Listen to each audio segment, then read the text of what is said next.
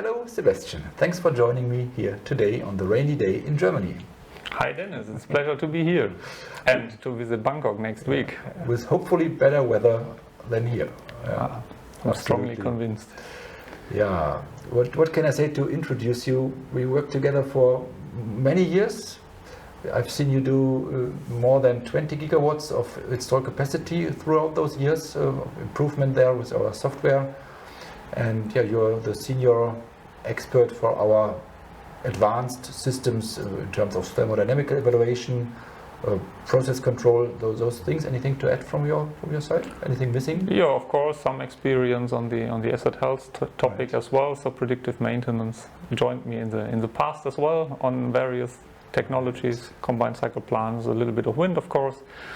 But yeah, focus is, as you mentioned, on performance monitoring on any kind of fuel. For Enlit, I think it's perfect. Most of the big players you have already worked with over the last years in Southeast Asia.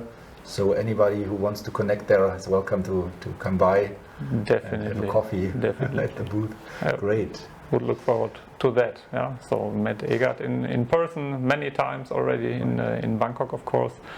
But of course, I would also be enlightened to meet you from TNB, from Sarawak, from Semcorp, whoever will join the Enlit. Cool. Will be a pleasure to meet. I talked to Zung already today, and she mentioned how those parallels work. Things that we have developed here already that now apply and solve those issues that we see there in Southeast Asia right now. Maybe fuel change would be something that you've been deeply involved with in the past. So from one fuel to the other, is there something you can share in terms of Southeast Asia or Enlit? How that applies? Yeah, definitely. I think here in Europe we face the topic of energy turnaround, have been focusing on that for a couple of years. Meanwhile, that means all kind of flexibilization of power plants, yeah, during starting up, ramping down to lower down the minimum load to keep the plants in operation during night and to ramp up again, with all the consequences that this has on lifetime, on reliability of different assets, which may cause some failures of equipment and things like that, to keep that in mind, and also to handle the impact of these kind of scenarios to the equipment and to the heat rate of the power plant itself. The second huge trend we see is switch in fuel. So in the past there were conventional power plants. Meanwhile, we are talking a lot about combined cycle plants, of course, gas-fired or even hydrogen co-fired.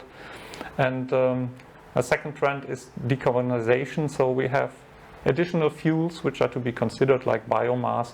I can well remember a huge customer in Denmark where we equipped 7 plants at Ørsted. And of those plants, there were a lot switched in fuel from former coal to later biomass or former gas to fire biomass. We did some feasibility studies for other customers and things like that. So this is definitely something driving us here in Europe, and as far as I know, it will also be driving in Asia. If I look at you and remember those projects I've seen you over the years involved with, I think there was not one project the same as another one. Always something else is a priority, always something out of our toolbox, something else is more valuable. So maybe that's also interesting for the people in Southeast Asia to say, I pick what helps me with my current biggest issue there. And so it doesn't have to be one size fits all.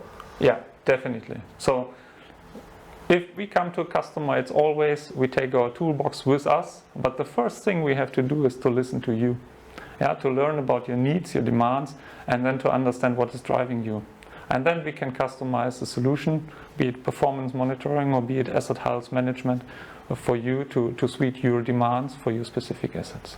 Right. For the project development, when it comes to existence, we are working together there. You from the technical perspective, and I'm more from the sales perspective there, but it takes a while, and we will really see, we find something that is really the answer for the current issue, and that needs deep discussions.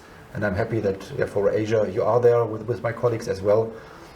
Maybe you can find out for a couple of customers there what is their current major issue and what of our toolbox could be the best solution for that.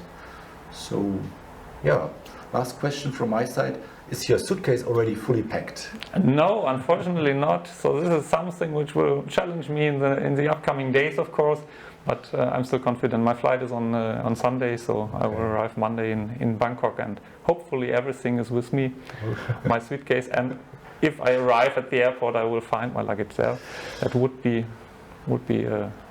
very, very good, of course. Yeah, but I'm looking forward to Bangkok, to meet all of you and have fruitful discussions on a technical level, but also apart from that. And just to mention that to meet people face to face, that will be a pleasure after these years.